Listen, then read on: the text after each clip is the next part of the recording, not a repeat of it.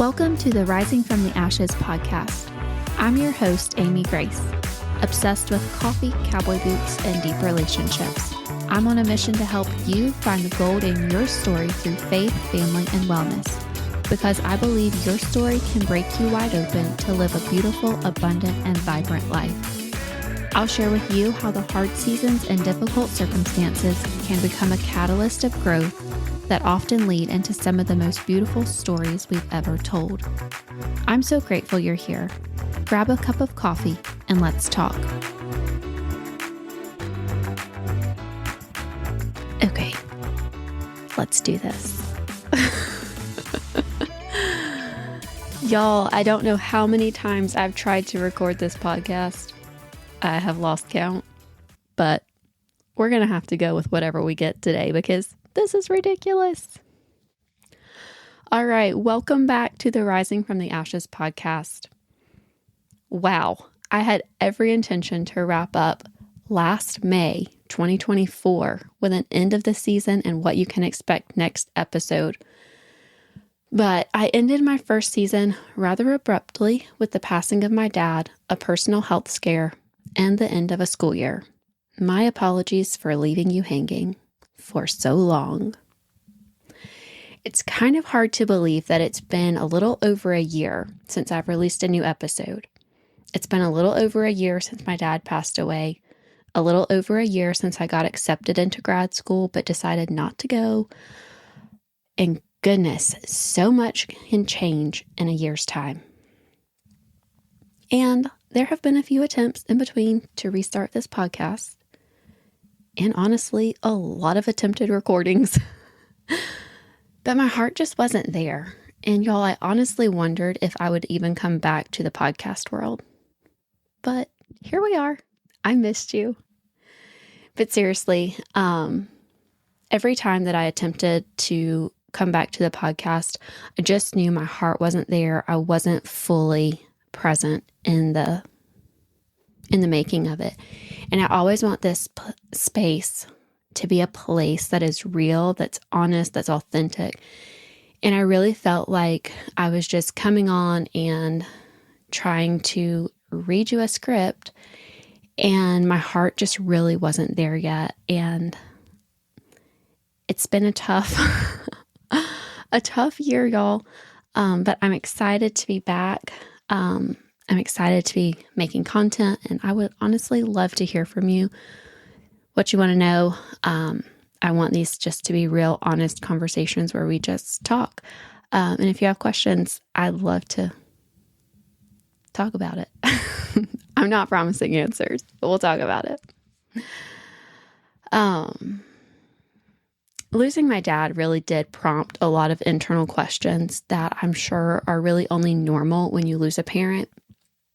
And so what started off as like a step back from the podcast world really just became this long break, just to reevaluate and give my heart some space. Because sometimes you don't get the storybook ending that you hoped for.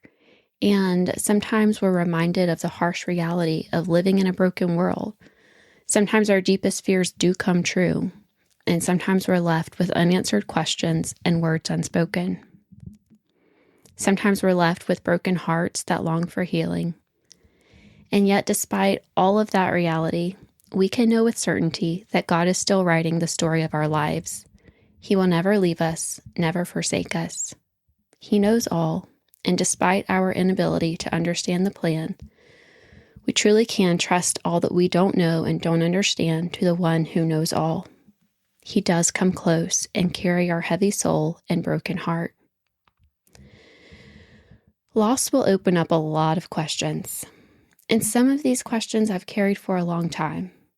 I think working in the medical field comes with experiences that leave you reflecting on life and death and the meaning of it all. But losing a parent hit different. And it left me with questions like, what is most important in life? What will my kids say about me when I'm gone? Did I leave a legacy I'm proud of? Did I really go for it, or did I just get by?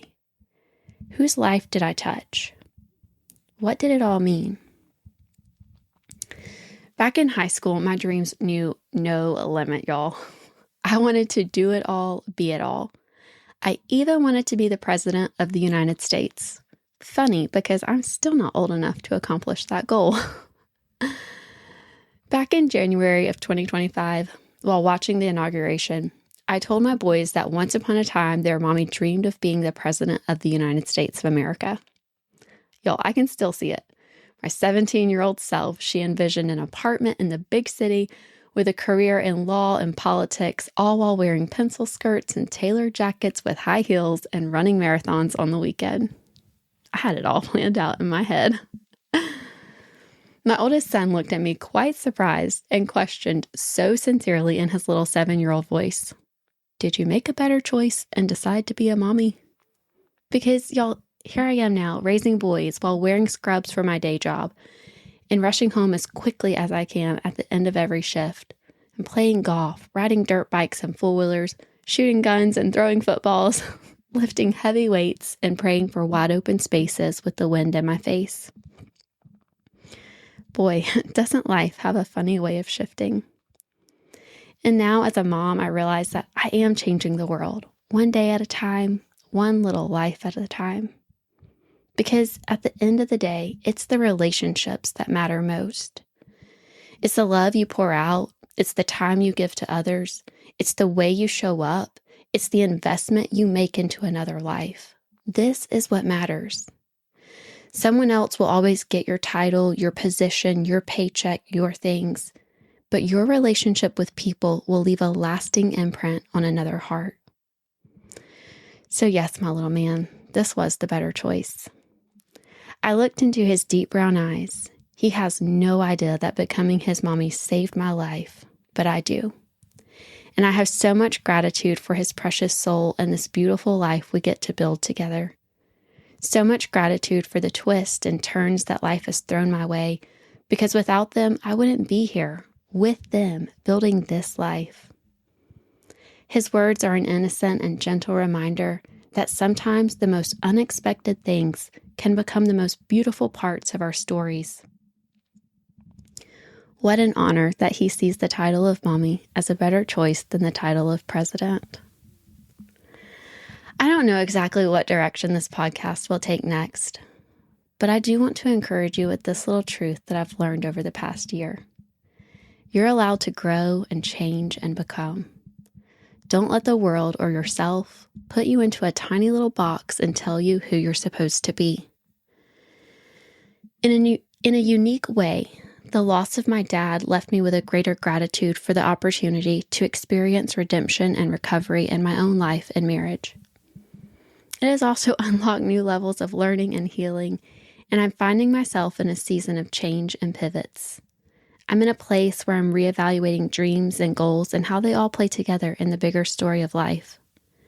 I'm looking more at what's in front of me and a little less in the rearview mirror. I usually pick a word at the beginning of each year that really influences my goals and decisions throughout the year. It's not a hard and fast rule, but it's definitely something that I like to reflect on throughout the year. For 2024, I had chosen the word becoming. And goodness, I did not know how fitting it would be, but in all the ways that I never saw coming. The 3 previous years, I had chosen the words alignment, clarity, and cultivation. And going into 2024, I knew I wasn't done with any of those words. And this word becoming kept coming to mind, and I felt like it was the word in which all of these collided. For me, becoming, it really feels like an art. It's not rushed, not limited. It's like this evolving and unfolding, a leaning into the unknowns, all while held by grace. Trusting, listening for the quiet whispers that say, you are loved, you are enough, you are worthy, you belong to Jesus, and you are never alone. Y'all, I'm so grateful to know that this process will continue far beyond just a calendar year. And even though there will be seasons of life that feel as though we are barely hanging on, I want to encourage you with this. There can be a quiet contentment in the in-betweens of becoming, and time will tell a bigger story. And there will definitely be details and challenges that we never expected. but we can trust that there is someone so much bigger than ourselves who loves us fiercely, who wants good and abundant blessings for us, and He will lead us day by day. I've been holding on to Psalms 23 for quite a while now, and I'm reminded that God is a good shepherd. He leads us to safe places, quiet places. He gives goodness and mercy, and He never leaves us. Even in the valley of the shadow of death, we don't have to fear because He is always with us. We are covered with His blessing. He promises to fill us. He will prepare the table before us, and He will lead us. He will comfort us. He will protect us. All we have to do is follow. Maybe this is your little mid-year reminder that if life isn't going according to plan, maybe it's not the end of the world. It's okay to reevaluate and reroute. Maybe this is the season to quiet some of the noise and really lean into your shepherd as you take the next step. As we close this episode, I want to read Psalms 23 to you, and I encourage you to listen with your heart. Really meditate on it, and really know just how much the shepherd loves you. The Lord is my shepherd, I shall not want. He makes me lie down in green pastures. He leads me beside still waters. He restores my soul. He leads me in paths of righteousness for His name's sake. Even though I walk through the valley of the shadow of death, I will fear no evil, for You are with me. Your rod and Your staff, they comfort me. You prepare a table before me in the presence of my enemies. You anoint my head with oil. My cup overflows.